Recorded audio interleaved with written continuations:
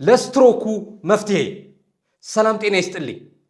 ዝነኛው አርቲስቱ እና ኮሜዲያኑ ፍልፍሉ በስትሮክ እንደተጠቃ በሚዲያ ላይ እየተሰማ ነው።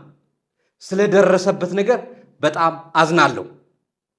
የገረመኝ ነገር እነ ፍልፍሉ የመሰሉ ኮሜዲያኖች እኮ ናቸው ለስትሮክ ለልብ በሽታው መድኃኒቱ።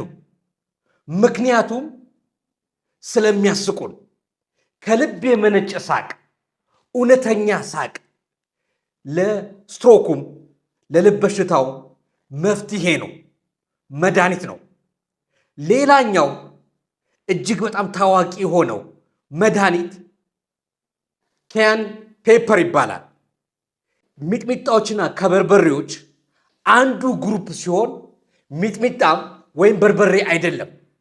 የሚሰጣቸው ሶስቱ ጥቅሞች እናያለን። የመጀመሪያው ደምን ማቅጠን ነው።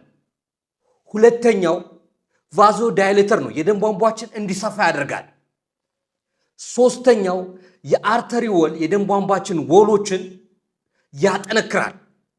ስትሮክ እንዳይደርስባችሁ መጠንቀቅ የምትፈልጉ ሰዎች፣ ስትሮክ የያዛችሁ ሰዎች ትልቅ መፍትሄ ነው። ሶስተኛውና የመጨረሻው እጃችሁን እንዲህ በማሽከርከር ለስትሮክ ሊያጋልጣችሁ የሚችለውን ጠዋትና ማታ ይሄን ብትሰሩ በተወሰነ መልኩ ትከላከሉታላችሁ። እና ያቆየን እግዚአብሔር አምላክ ስሙ የተመሰገነ ይሁን። ኮሜዲያን ፍልፍሉ በምታዩት መንገድ እጅግ ያሳዝናል። ያለበት ህመም እጅግ ያሳዝናልና እግዚአብሔር ይማረህ ብላችሁ በጎ መሻታችሁን ፈጽሙ። ኮሜንት ላይ እግዚአብሔር ይማረህ፣ እግዚአብሔር ይማረህ፣ እግዚአብሔር ይማረህ በሉት። ኦርቶዶክሳዊ በመሆኑ ብዙ መናፍቃን ይናደዳሉ። አርቲስቶች ኦርቶዶክሳዊ መሆናቸው ብዙ ፕሮቴስታንቶች ይናደዳሉ። ለምን እንደሆነ አናውቅም። ስለሆነም ወንድማችን እባክህ እግዚአብሔር ይማረህ ስትሉ ኮሜንት ላይ ጻፉ። አደራ ይህን መልእክት ከመቼውም ጊዜ በላይ ሼር፣ ኮፒ ሊንክ አድርጉት። አዳምጡትና እንመለስ። ቅባ ቅዱስ እየተቀባ ነው ዛሬ።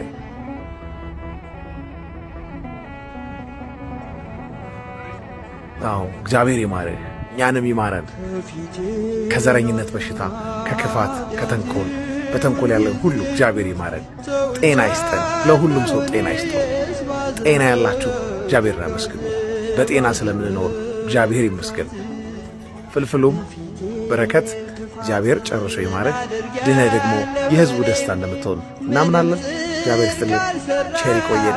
እግዚአብሔር ይማረህ እያላችሁ ግን ኮሜንታችሁን አጥለቅልቁ። ኦርቶዶክሳውያን መቆምና መራመዱን አልችልም።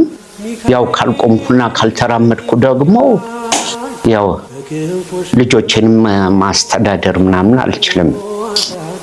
ጤኔ በቋሚነት እስኪመለስ እስከዛ ድረስ እዚሁ ሆስፒታል ውስጥ ነኝ ያለሁት።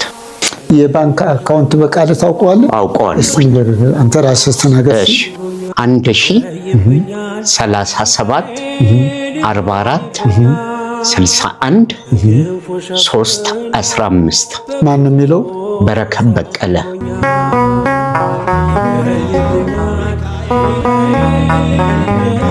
Oh